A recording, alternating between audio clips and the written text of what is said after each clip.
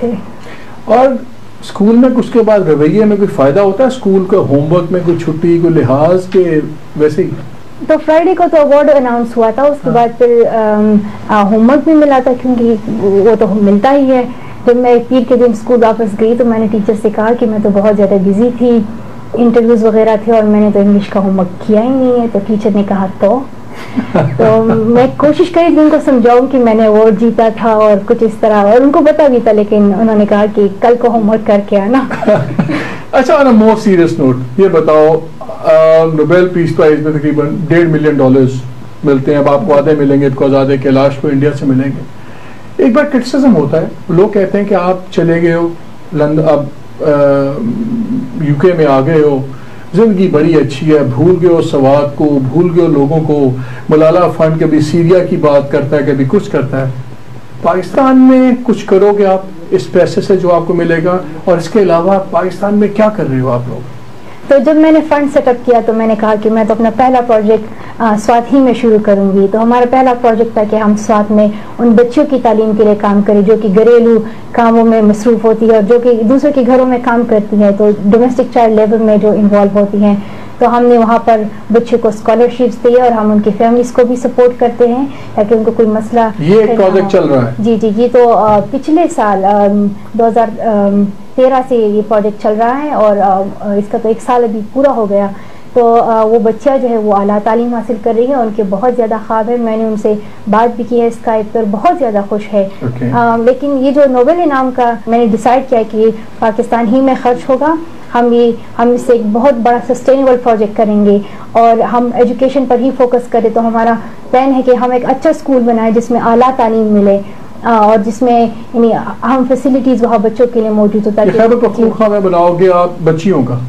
ابھی تو ڈیسائیڈ نہیں کیا ہے کہ مکس ہوگا کہ بچیوں کا ہوگا، لیکن یہ ہمارا پلان ہے انشاءاللہ. اچھا آپ مجھے ایک بتا رہے تھے ایک آپ کوئی 25 آرفنس کو بھی کر رہے ہو اسپانسر کے، 25-30 جو بچے. جی اخبل کور فاؤنڈیشن ہے، وہاں یتیم بچوں کی تعلیم کے لیے کام کرتی ہے اور بہت اچھا یعنی بہت پروگرس کی طرح وہ چل رہا ہے اور وہاں پر یتیم بچوں کو اعلیٰ تعلیم ملتی ہے. تو ہم نے وہاں 25 بچوں کو سپورٹ کیا ہے. وہ بچے جو ہے وہ تعلیم حاصل کریں، ان کو یعنی عمر بھر کے لیے ہم ان کو سپورٹ کریں گے اور کنٹینیوسلی وہ یہ پروجیکٹ جو ہے جاری رہے گا. میں آپ کی اسپیچ بھی سن رہا تھا جب یہ بات ہوئی نوبیل کی، تو یو یوز دا ورڈ کہ میں زیادہ امپاورڈ فیل کرتی ہوں. آپ کس طرح، کیا ہوگا اس امپاورمنٹ کو، کیا کرو گے اب آگے، بگیسٹ چیلنج کیا ہوگا؟ تو میں تو آلریڈی انٹرنیشنل کمیونٹی میں یہ ایجوکیشن کا جو کیمپین ہے میں یہ چلا رہی ہوں اور میں جہاں بھی جاتی ہوں میرا مقصد یہی ہوتا ہے کہ میں اس شخص سے کہوں کہ آپ جو ہے تعلیم میں انویسٹ کریں، آپ تعلیم کے لیے کام کریں. میرا اوباما کے ساتھ ملنے کا مقصد یہ نہیں ہوتا کہ میں ان کے ساتھ پکچر لوں یا کوئین کے ساتھ پکچر لوں. میرا مقصد یہی ہوتا ہے کہ میں ان سے کہوں کہ وہ تعلیم پر فوکس کرے، تعلیم میں ان کی ٹاپ پرائرٹی ہونی چاہیے. تو ابھی بھی یہی مقصد ہے کہ ابھی نوبیل پیس پرائز ملا ہے اور اس کو ایک بہت بڑا ایوارڈ قرار دیا گیا ہے اور اگر اس سے تھوڑی سی اور بھی یعنی بندہ امپاور ہو جاتا ہے اور اس کی آواز کو اہمیت دی جاتی ہے تو مجھے امید ہے کہ میری آواز کو اور بھی اہمیت دی جائے گی اور میں جو کہوں گی اس پر عمل بھی کیا جائے گا. اور میں اپنی طرف سے بھی کوشش کر رہی ہوں. ملالہ فنڈ ہم نے قائم کیا ہے تو میں تو اپنا کام بھی کروں گی کہ میں جا کے کام کروں آن دا گراؤنڈ تاکہ بچوں کو تعلیم ملے. لیکن ایڈوکیسی بھی کرنا چاہتی ہوں کہ میں ان لوگوں تک پہنچ سکوں جو کہ رسپانسبل ہے، جو کہ ذمہ دار لوگ ہیں جن کو یہ کام کرنا چاہیے، تو ان کو میں پہنچ سکوں اور ان سے کہوں کہ وہ تعلیم میں انویسٹ کریں. ایک بات سچی بتائیں، میں بریک پہ جانے سے پہلے، اس بچی کی عمر کتنی ہے؟ یہ کاغذوں میں 17 سال کی تھی، بڑی بڑی باتیں کہاں سے کرتی ہیں؟ آپ بتائیں، آپ سے میں پوچھتا ہوں پہلے تو یہ بتائیں کہ پشتون معاشرے میں ہمارے ادھر بھی دوسرے علاقوں میں بھی بڑا ہوتا ہے جی بیٹا پیدا ہو پھر جب پہلے بیٹی پیدا ہو گئی تب آپ نے کیا سوچا اور آج کیا سوچتی ہیں؟ زمانم ډیره خوشاله وه ملاله پیدا شوه، جوړه وه، شناخت هر څه ټیک ټاک و او روغ ماشوم پیدا شو، خو ډېر خوشاله و. خو بیا هم زموږ په معاشره کې داسې چې خلک ډېر هلک ته خوشحالېږي او اوس زه ډېره خوشحاله یم. زه هر چا جنې وشي، اکثر د چا دوه وشي درې شي، هلک نه وي هغه خفه وي. زه یم تاسو مه خفه کېږئ، بلکل مه خفه کېږئ، په هلکه په جنۍ کې هېڅ فرق نشته دی. مونږ ته خو ملاله ډېره ګرانه ده. بعضې خلک به کې وایي چې زموږ خو به ستا د لور په شانتې نه وي که نه، هر یو خو به ملاله نه وي. سیم هر یو ملالۍ چې تاسو ولا زموږ په شان دغه ورکړئ سپورټ کوئ او تعلیم پہ کوئ. ناظرین اسٹے ود اس کیونکہ اب بہت باتیں ہوں گی, صرف یہ سافٹ یا میٹھی باتیں نہیں, کڑوی باتیں بھی ہوں گی, کنٹروورسیز بھی بڑی ہیں, تسلیمہ نسرین بھی ہیں, سلمان رشدی کے ساتھ پکچر بھی ہے جو کہا جاتا ہے, وہ بھی ساری باتیں ہوں گی. اور یہ باتیں بھی ہوں گی جو کئی کرٹکس کہتے ہیں کہ کیا Malala is being used by the West or is she using the West to help the East. یہ تمام باتیں ہوں گی اس بریک کے بعد. پورا مہینہ پاکستان بھر کے تمام Ufone, B G C L اور وی فون نمبرز پر بے شمار کالز کرنے والی آفر ایک مرتبہ پھر 350 میں نہیں بلکہ مل رہی ہے صرف 299 روپے میں. تو پھر جلدی کریں اور ابھی *299# ملائیں کیونکہ آفر حاصل کرنے کی آخری تاریخ 29 اکتوبر ہے.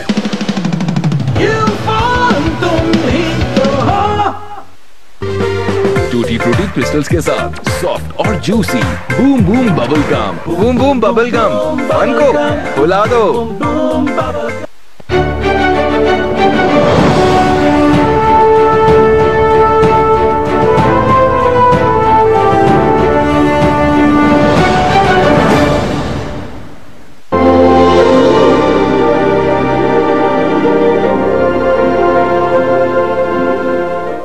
مولانا بریک سے پہلے 2-3 باتیں تھیں اور ابھی ہوں گی. کچھ باتیں انپلیزنٹ ہیں. ایک تو آپ کو دیکھ کے انپلیزنٹ بات کرنے کو دل نہیں کرتا, بالکل بیٹیوں کی طرح بندہ آپ سے کیا سخت بات نہیں کرنے کو دل کرتا, مگر پوچھنا ضروری. ایک الزام لگتا ہے, بڑی بات ہوتی ہے, خاص طور پہ پاکستان میں کچھ سرکلز ہیں جو کہتے ہیں یہ تو بہت ویسٹ کے پاس ایک بہت بڑی کانسپریسی ہے, اس کانسپریسی کا حصہ ہے ملالہ ویسٹ کی ہمارے خلاف. کیسا محسوس ہوتا ہے جب ایسی باتیں ہوتی ہیں؟ برا لگتا ہے, دکھ لگتا ہے, کچھ سچائی ہے اس میں؟ ایک سچائی تو یہ ہے کہ میں یو کے میں ہوں جو کہ ہے یس ویسٹ, تو اس لحاظ سے تو ہم ہیں ویسٹ میں, لیکن ہمارا دل ابھی بھی پاکستان میں ہے اور ہم ابھی بھی پاکستان کے بارے میں سوچتے ہیں. اور ہم یہ جو کیمپین چلا رہے جو ہم نے ملالہ فنڈ سیٹ اپ کیا ہے, اس کا مقصد یہی ہے کہ پاکستان کے بچوں کو تعلیم ملے اور پوری دنیا میں ہم بچوں کے تعلیم کے لیے بات کر سکیں. تو میری تو بچپن ہی سے یہی امید رہی ہے کہ میں گلی میں اور میرے ساتھ میں جتنی بھی بچیاں تھیں ان کو اعلیٰ تعلیم ملے, اور وہی میرا خواب ہے اور اس خواب کو میں یعنی پورا کروں گی. تو جو جن لوگوں کو لگتا ہے کہ میں ویسٹ میں ہوں تو میں ویسٹ میں, لیکن میں ہوں پاکستان میں. اگر آپ میری سوچ کے لحاظ سے دیکھیں اور میرے دل کے لحاظ سے دیکھیں. ویسٹ میں سیٹل ہونا کیسے لگا آپ کو جب آپ کا حادثہ ہوا, جب آنکھ کھولی برمنگھم میں تھے, یہاں پہ سیٹل ہو گئے؟ پہلی بار جب میں نے آنکھ کھولی تو میں برمنگھم کے ایک ہسپتال میں تھی, سارے لوگ انگریزی بول رہے تھے اور کافی مشکل بھی تھا پہلے کیونکہ میرے امی ابو وہاں پہ نہیں تھے اور میں بات نہیں کر سکتی تھی کیونکہ میرے گلے میں ٹیوب لگا تھا, تو کافی مشکلات کا سامنا کرنا پڑا. لیکن جب امی ابو آئے, ہم سیٹل ہونے لگے, ہم گھر میں رہنے لگے کیونکہ میں ہاسپٹل میں بھی تھی, تو ہم اس طرح نہیں فیل کر رہے تھے کہ ہم اپنے وطن کی جو محبت ہے وہ یہاں پہ نہیں ہے, اور آپ ایک خاص قسم کی سیٹسفیکشن اور ریلیکسیشن فیل کرتے ہیں جب آپ اپنے وطن میں ہوتے ہیں, اور وہ یہاں پہ ہمیں نہیں مل رہی. اس کے علاوہ سہولیات تو یو کے میں بہت زیادہ, کو گیس ہے, بجلی ہے, پانی ہے, اور یہی سردی بھی بہت ہے, سنا بہت لگتی ہے, بہت ٹھنڈ ہے یہاں پہ. سوات سے آ کے بھی سردی لگتی ہے؟ یہاں مسئلہ یہ ہے کہ یہاں پہ صرف ایک ہی موسم ہے اور سوات میں ماشاءاللہ 4 موسم ہے, تو آپ ہر ایک موسم کو انجوائے کر لیتے ہیں. یہاں پہ تو ہمیشہ ٹھنڈ اور ٹھنڈ. آپ کو نظر آتا ہے کہ کبھی واپس سوات جا سکو گے, رہ سکو گے؟ انشاءاللہ میری تو امید ہے کہ میں جلد پاکستان آؤں گی اور سوات میں بھی جاؤں گی, کیونکہ سوات کی تو میری مٹی ہے, میرا وطن ہے. اور یہ تو اس طرح ہے کہ جیسے کہ میں خود پہ فوکس نہ کروں اور خود کو ہی وہاں پہ چھوڑ دوں, کیونکہ میں تو ہوں وہاں پہ, میری روح وہاں پہ ہے. تو مجھے تو امید ہے کہ میں انشاءاللہ پاکستان آؤں گی اور وہاں پر رہوں گی بھی, کیونکہ جیسا کہ میں کہتی ہوں کہ پولیٹکس جوائن کروں گی, لیکن اس سے میرا مطلب ہی نہیں ہوتا کہ میں ایک قسم کی پولیٹکس کروں. اور میرا جو ویژن ہے وہ یہ ہے کہ پاکستان میں آگاہی آئے, وہاں پر اویئرنیس آئے, اور وہاں پر تعلیم پر ہی فوکس کیا جائے. تو اس لیے میں چاہتی ہوں کہ میں پاکستان کی خدمت کروں اور وہاں کے جو مسائل لوگوں کو درپیش ہے ان کا ہم حل نکال سکیں, اور وہاں پر بھی یو کے جیسی فیسلٹیز ہے, وہاں پر بھی بجلی ہو, پانی ہو. پالیٹکس کس قسم کی دیکھتے ہو اپنے لیے؟ Local level politics, Pakistan politics या दुनिया के स्टेज पे पॉलिटिक्स, किस किस्म की पॉलिटिक्स करना चाहती हैं? तो मैं तो चाहती हूँ कि मैं शुरू यानी सूबाई लेवल से करूँ या एक इलाकाई लेवल से करूँ, फिर उसके बाद मुल्की सतह तक पहुँचूँ या फिर बैनुल अक़वामी सतह तक पहुँचूँ। पॉलिटिक्स में एक्सपीरियंस बहुत अहम होता है ताकि आप जाने कि सिस्टम किस तरह चलता है और आपका अच्छा एक्सपीरियंस हो। और बिगिनिंग में अगर अच्छा एक्सपीरियंस, आप गलतियाँ करें तो सब सीख जाएंगे। जब आप एक डायरेक्टली एक बड़े स्टेज पर चले जाएंगे, गलतियाँ करेंगे तो ये बहुत ही खतरनाक। अगर तो चले पॉलिटिक्स तो बाद में शुरू होगी ना आपकी, अभी पॉलिटिशियंस तो वहाँ हैं। अगर मैं कहूँ दो बातें, आप क्या कहना चाहोगे नवाज शरीफ साहब से, इमरान खान साहब से, बिलावल भुट्टो साहब से, वो तीसरी पार्टी के हैं, तो दो बातें क्या कहोगे इन सबको? अभी मैं सारी पार्टियों से कहूँगी कि अब ज़रूरी ये है कि आप पाकिस्तान की खुशहाली और तरक्की के लिए सोचें, क्योंकि लगता है कि हर एक पॉलिटिकल पार्टी ये समझती है कि वो पाकिस्तान को अच्छे तरीके से चला सकती हैं और वो चाहते हैं कि हमें ही ये ऊपर कुर्सी मिलनी चाहिए और हमें ही पाकिस्तान को चलाना चाहिए। मेरे ख्याल में इस सोच को हमें अभी भूल जाना चाहिए, हमें अब कलेक्टिव काम करना चाहिए, क्योंकि अगर हम पाकिस्तान की तरक्की चाहते, अगर हम इन मसाइल का हल चाहते तो उसके लिए यूनाइटेड होना पड़ेगा, उसके लिए एक होना पड़ेगा।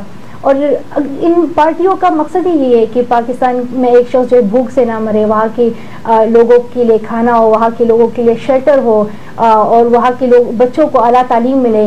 तो विजन का तो सबका एक ही है, इसलिए इसमें मिल के काम करना बहुत ज़्यादा अहम है। इसको तो बच्ची को नई पार्टी बनानी पड़ेगी, ये तो लीडरशिप्स को मसला पड़ेगा।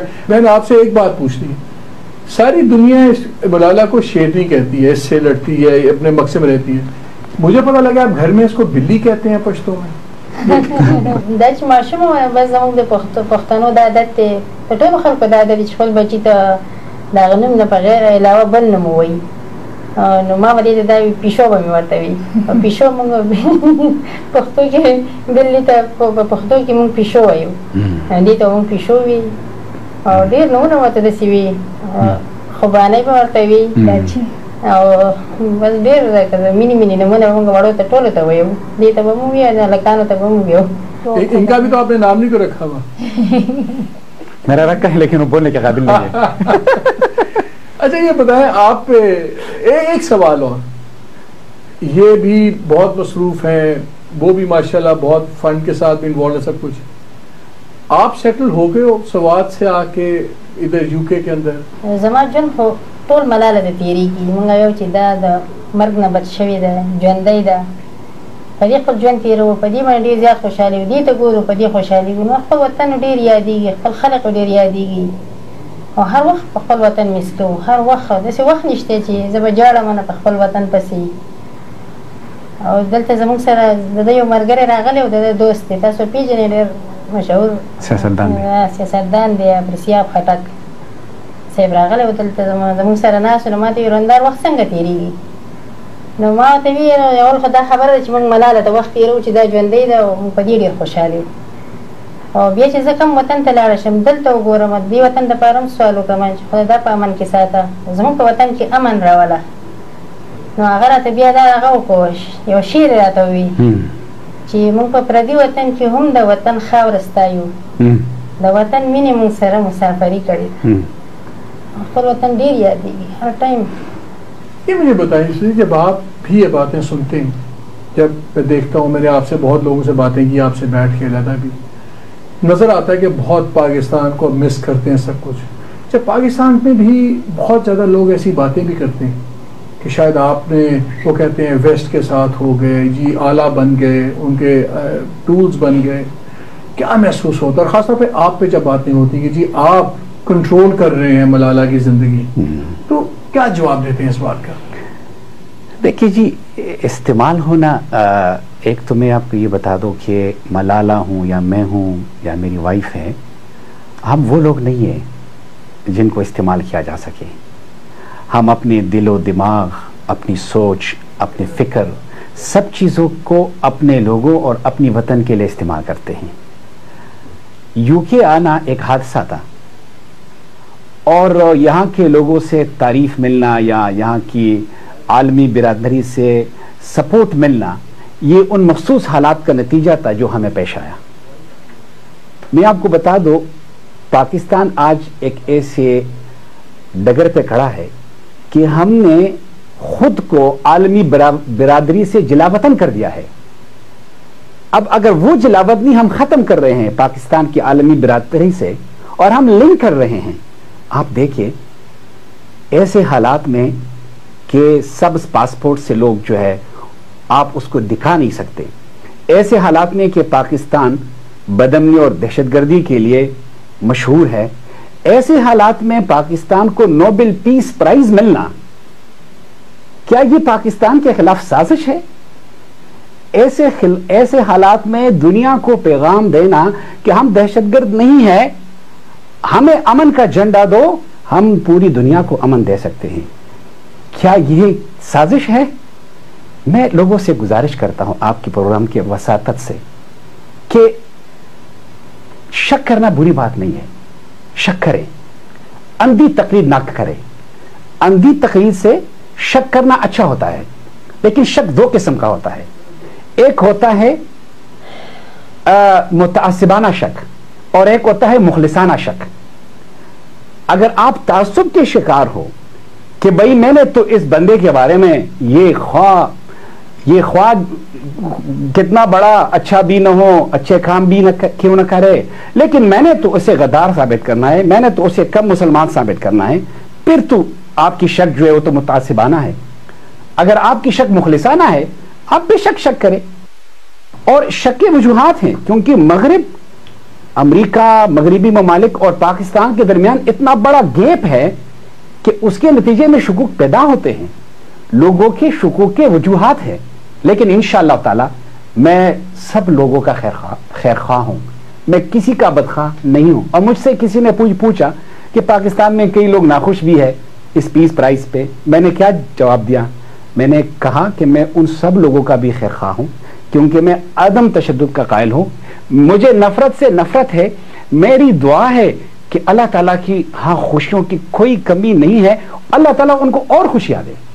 یہ خوشی نہ صحیح کوئی اور خوشی صحیح. بڑی بات ہے, اچھی ہے بھائی, والد کی بات کرتے ہیں. عدم تشدد سے مجھے یاد ہے آپ کے ایک انٹرویو میں کسی نے ایک بار آپ سے پوچھا کہ اگر وہ طالب سامنے آئے جس نے آپ کو گولی ماری تھی تو آپ نے پہلے ایک دم ہنسے گا, پہلے تو میں کہا جوتا ماروں گی, پھر میں کہا نہیں, میں اس سے بات کروں گی اور سمجھاؤں گی اس کو اس کی بات. جس دن پرائز ملا, نوبیل پرائز اناؤنس ہوا, اس دن بھی کے میں سوات میں سینکڑوں بچیاں ٹاٹ پہ بیٹھ کے پڑھ رہی تھیں, ان کے اسکولوں میں فرنیچر نہیں تھا.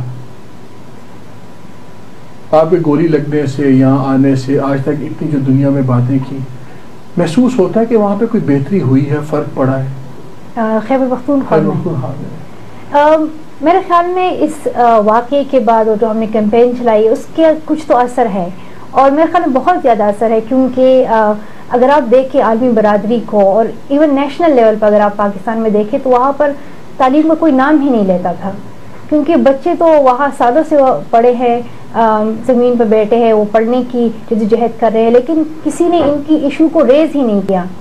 تو ہم اتنا تو کامیاب ہوئے ہیں کہ ہم نے عالمی برادری میں ہم نے کہا ہے کہ بچے تعلیم سے محروم ہیں اور ان کے لیے ہمیں کام کرنا چاہیے. تو ایک اچیومنٹ تو یہ ہے. دوسرا یہ ہے کہ جو ملینیم ڈیولپمنٹ گولز ہے جو سارے ملکوں نے آ کے گولز کیے ہیں کہ ہم جو ہے یہ یقینی بنائیں گے کہ بچے جو ہے اسکول جائے, وہ صرف پرائمری لیول تک تھا. تو انسان بہت خفا ہو جاتا ہے کہ اتنے بڑے بڑے ممالک ہم کہتے ہیں کہ انہوں نے ترقی کی ہے, وہ ممالک بھی جو ہے صرف اور صرف پرائمری اسکول پر فوکس کرنا چاہتے ہیں. تو ایک تو ہم نے ایک یہ اچیو کیا ہے کہ اب وہ سسٹینیبل ڈیولپمنٹ گولز کرنا چاہتے ہیں جس میں وہ سیکنڈری ایجوکیشن پر بھی فوکس کریں گے. تو یہی ایجوکیشن یہ کیمپین ہے جو میں, میرے والد اور بھی بہت سارے لوگ ہیں جو تعلیم کے لیے کام کر رہے ہیں, انہوں نے ہائی لائٹ کی ہے, اور اب اس کی وجہ سے عالمی برادری تعلیم کو اہمیت دے رہی ہے. میرے خیال میں یہ سب سے بڑی اچیومنٹ ہے, اور انشاءاللہ اگر یہ جدوجہد جاری رہی تو ہم دیکھیں گے کہ پاکستان کے سارے بچے انشاءاللہ اعلیٰ تعلیم حاصل کریں گے, اور دنیا بھر کے سارے بچے جو ہے وہ اسکول جائیں گے اور اعلیٰ تعلیم حاصل کریں گے. بات ہوتی ہے قدروں کی, ویلیوز کی. کون سی ویلیوز یہاں دیکھی ہیں جو آپ کے خیال میں ہمارے وہاں پہ ہونی چاہیے؟ ہم ویسٹ کو گالی تو بہت نکالتے ہیں ہر بات میں, لیکن بہت ویلیوز ہیں یہاں پہ. ایک کوئی تو لوگ مذاق میں کہتے ہیں جہاں پہ مسلمان ہیں وہاں اسلام نہیں ہے, جہاں پہ اسلام ہے وہاں مسلمان کم ہے. کیا یہاں پہ ایسی ویلیوز بھی ہیں جو ہم وہاں پہ دیکھنا چاہو گے؟ تو یہاں کی بہت زیادہ اچھی بات ہے تو یہ ہے کہ یہاں پر بہت زیادہ سہولیات ہیں لوگ کے، لیکن وہ تو گورنمنٹ کا کام ہے. لیکن اس کے علاوہ یہاں کے لوگ بہت اچھے ہیں، وہ آپ کے ویوز کو، آپ کے بلیفس کو بہت زیادہ رسپیکٹ کرتے ہیں. آپ کسی بھی مذہب اور آپ کا کوئی بھی عقیدہ ہو وہ آپ کی بہت زیادہ عزت کرتے ہیں. اور یہاں کے لوگ قطار میں کھڑے ہوتے ہیں، نہ آپ کبھی دیکھتے ہیں کہ لوگ ایک دوسرے کو دھکے مار رہے ہیں، لیکن ہر ایک شخص جو آرام سے کھڑا ہوتا ہے. تو میرے لیے بہت ہی عجیب سی چیز تھی، منظر تھی کہ میں نے دیکھا کہ لوگ آرام سے قطار میں کھڑے ہیں، جو کہ ہمارے ملک میں بہت ہی یعنی ریئرلی آپ کو مل سکتا ہے. اس کے علاوہ یہاں پر جب میں اسکول گئی تو وہاں پر میں اسلام پڑھنے لگی، تو مجھے امید نہیں تھی کہ میں ایک انگریز ملک جسے ہم کہتے وہاں پر ہمیں اسلام بھی پڑھایا جائے، کہ وہاں پر ہمیں اور بھی مذاہب کے بارے میں انفارمیشن دی جائے گی کہ یہ سارے مذاہب ہیں کہ یہی کہتے ہیں. تو بہت خوشی ہوئی کہ یہاں پر ریلیجنس کی بھی رسپیکٹ ہو رہی ہے اور یہاں پر آپ کی عقائد کی بھی رسپیکٹ ہو رہی ہے. تو یہ بہت ہی اچھا سسٹم ہے. لیکن ہمارے ملک کی بھی کافی اچھی باتیں ہیں جو کہ یہاں پہ نہیں ہے. ہمارے ملک کے لوگ بہت زیادہ مہمان نواز ہیں، جو کہ یہاں آپ کو ملتا نہیں ہے زیادہ. ہمارے لمبے لمبے خاندان ہوتے ہیں، چاچو کی، ماموں کی اور امی کی، بہن کی. یہاں پر اس طرح نہیں ہوتا. یہاں پر خاندان کے بہت جلدی ہی اسپلٹ ہو جاتے ہیں، الگ الگ گھروں میں چلے جاتے ہیں. تو ہمیں پراؤڈ ہونا چاہیے کہ ہمارے ملک میں ہمارے جو افطار ہیں وہ بہت زیادہ اچھے ہیں، لیکن کچھ اور ہمیں بھی اس کے ساتھ ایڈ کرنا چاہیے. وہ ہے ایک دوسرے کے مذہب اور عقائد کی رسپیکٹ، اس کے علاوہ صبر، برداشت. اور یہی سب تو ہمیں اسلام نے سکھایا. اس لیے لوگ کہتے ہیں کہ ویسٹ میں جو ہے مسلمان تو آپ کو نظر نہیں آتے، لیکن وہاں پر وہ اسلام ہے. اس لیے اب ہمیں چاہیے کہ ہم مسلمان تو ہیں لیکن ہمیں اسلام بھی لانا چاہیے اپنے ملک میں، اور اسلام نے جو ہمیں سکھایا اس پر ہی عمل کرنا چاہیے. ہمیں صبر، تحمل اور برداشت کا سبق دیا گیا ہے، اور اسی پر اگر ہم عمل کریں گے تو ہمارے ملک میں ایک بہت امن آ جائے گا. دلچسپ بات ہے. میری وائف جب آئی اور چند مہینے یہاں گزارے تو لوگوں کے رویوں، ان کی خدمت کا جو طریقہ ہے، انہوں نے ہسپتال میں لوگوں سے ملی یا اسکول میں کبھی گئی لوگوں سے ملی یا ایسے لوگوں سے ملی یہاں، تو یہ ایک ان سے اتنی متاثر ہوتی تھی ان کے مطلب محبتوں سے یا ان کی قدروں سے کہ یہ سر آہ بھرتی تھی اور یہ کہتی کاش یہ مسلمان ہوتا. یہ کلمہ پڑھتا. چلے ابھی اس میں بھی اور باتیں ہوں گی. ابھی تو میں نے آپ سے 2-3 اور باتیں پوچھتی ہیں. آپ کا تو مجھے یہی پتہ لگا کہ ابھی پرائز منی یا کسی چیز کے پیسے نہیں بھی آئے ہوتے تو آپ نے پہلے ہی بانٹنے کی تیاری کی ہوتی ہے. اس کی مدد کرنی ہے، 1 لاکھ اس کو دے دو، 2 لاکھ اس کو دے دو. وہ بھی باتیں ہوں گی. اور یہ دیکھیں گے کہ جو نوبیل پرائز ہے اس کے اندر سے کتنا انہوں نے رکھا ہوا ہے جو اور غریبوں میں انہوں نے بانٹ دیا. وہ ڈائریکٹ فنڈ کو جائے گا، اس کے ہاتھ نہیں آئے گا. یہ بہت سی باتیں ہوں گی ابھی ملالہ کے ساتھ اور فیوچر کی باتیں ہوں گی. ہمارے ساتھ رہیے گا.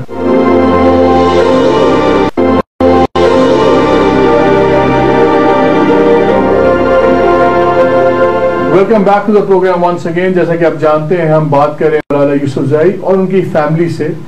بہت سی باتیں ابھی ہم نے کی ہیں اور بہت سی باتیں آگے بھی ہوں گی. ملالہ ایک بات تو بتاؤ، ساری دنیا آپ کو ایڈلائز کر رہی ہے اس وقت. جو ینگ لڑکیاں وہ کہتی ہیں ہم بڑے ہوں گے ملالہ بنیں گے. جو نوبل لاریٹ ہے وہ سوچتے ہیں ہم نے اتنے سال، اگر 17 سال کی بچی کر سکتی ہے نوبل پرائز، ہم کیوں نہیں کر سکتے؟ آپ کا کوئی آئیڈل ہے زندگی میں؟ ہم سب کے لیے جو آئیڈل ہے، ہم سب کو جس کو فالو کرنا چاہیے وہ تو بے شک محمد صلی اللہ علیہ وآلہ وسلم ہے. لیکن اس کے علاوہ جو لیڈرز رہ چکے ہیں ہماری ہسٹری میں، تو اسے مارٹن لوتھر کنگ اور نیلسن منڈیلا، انہوں نے بہت زیادہ جدوجہد کی ہے اور اپنی زندگی انہوں نے اسی کام کے لیے لگائی تھی کہ برابری ہونی چاہیے اور انصاف ہونا چاہیے ہر ایک شخص کے لیے. اس کے علاوہ بے نظیر بھٹو ہم سب کے لیے ایک مثال ہے. کچھ لوگ ان کے ساتھ پولیٹیکلی اگری نہیں کریں گے، لیکن اس کے علاوہ اگر پولیٹکس کے علاوہ اب اس کی پرسنالٹی کو دیکھیں تو انہوں نے ایک بہت بڑا میسیج دیا ہے، خاص طور پر لڑکیوں کو، کہ وہ بھی پولیٹکس کی فیلڈ میں آ سکتی ہے، ان میں بھی لیڈرشپ کے سکلز ہیں. بے نظیر بھٹو جو ہے وہ امریکہ کے لیے بھی ایک مثال ہے، کیونکہ امریکہ میں ابھی تک ایک وومن جو ہے، ایک عورت جو ہے وہ پریزیڈنٹ نہیں بنی ہے.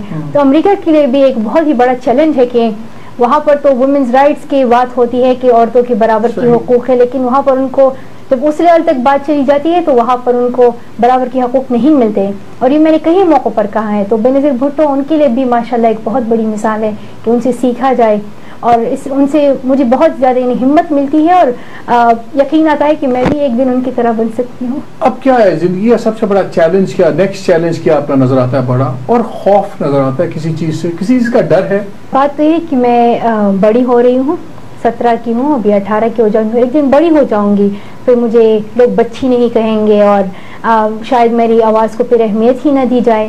تو میں چاہتی ہوں کہ میرا یہ جو کیمپین ہے تعلیم کا، یہ اسٹرانگ کیمپین ہو اور اس کو لوگ توجہ دیں اور اس پہ لوگ ایکشن بھی لیں.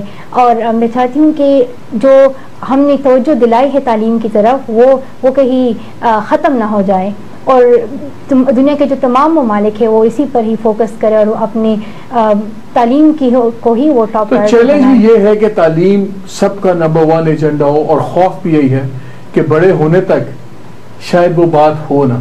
جی کیونکہ حالات تو چینج ہوتے ہیں. کل کو شاید مجھے اتنا وہ رسپانس نہ ملے لوگوں کی طرف سے، یا کل کو اس سے زیادہ ملے. یہ تو ڈپینڈ کرتا ہے کہ آپ کس حالات میں ہیں. لیکن اس کے علاوہ میں اپنی جدوجہد کروں گی. میں تو اپنی کیمپین جس طرح ابھی شروع کی ہے اسی طرح ہی کنٹینیو کروں گی، اور یہی تو میری زندگی کا مقصد. کہاں دیکھتے ہو اپنے آپ کو 5 سال کے بعد؟ 5 سال تو بہت کم ہے. شاید یونیورسٹی میں مجھے امید ہے کہ میں ایک اچھی یونیورسٹی میں تعلیم حاصل کروں گی، تو آکسفورڈ یونیورسٹی کا ارادہ ہے. ہو سکتا ہے پھر ایڈمیشن ملے یا نہ ملے، کوشش کرنی ہوگی. یہ پہلا نوبل لوریٹ میں زندگی میں دیکھ رہا ہوں جس کو یہ فکر ہے کہ اس کو یونیورسٹی میں ایڈمیشن ملے گا کہ نہیں ملے گا. میں چاہتی ہوں کہ میں اپنے ایبلٹیز اور ٹیلنٹ کے بنیاد پر ایک یونیورسٹی میں جاؤں، بجائے اس کے کہ ہم کہیں کہ یہ ملالہ ہے اور اس کو ایڈمیشن دے دو. مجھے یہ باتیں بالکل بھی پسند نہیں ہے، تو اس لیے چاہتی ہوں کہ اپنی ٹیلنٹ ہی کی بنیاد میں ایک یونیورسٹی میں داخلہ لوں. آپ سے بھی ایک سوال ہے، آپ ایک ماں بھی ہیں اور ایک بڑی ٹریڈیشنل والدہ ہیں، تو یہ تو جو باتیں کر رہی ہیں ملالہ، یہ تو اگلے 10 سال کا ایجنڈا سامنے آ گیا ہے، ڈگری لینی ہے، جدوجہد کرنی، سب کچھ. کوئی دوسری سوچیں ہوتی ماؤں کی کہ بیٹی ہے، اب ہم نے شادی بھی کرنی ہے، وہ بھی، تو یہ کبھی کبھی آپ کو خطرہ لگتا ہے کہ بالکل وہ پلان آپ کے ختم ہو جائیں گے؟ شادي سوچ نه دی کړی بس موږ هم دغه سوچ دی کوم چې د دې دی موږ یو چې د خلکو خدمت وکړي، تعلیم د لپاره کار وکړي، او موږ ټول د هر چا د خلکو په کار باندې راشو، د غریبو خلکو خدمت وکړو. زموږ دا سوچ دی. آپ سے ایک سوال میں نے کرنا ہے، تھوڑا سا شاید آپ کو لے جانا میں نہیں چاہتا، مگر ضرور کہ بڑی پہلی بار آپ آئی ہیں ٹیلی ویژن پہ بھی آپ بات کر رہی ہیں.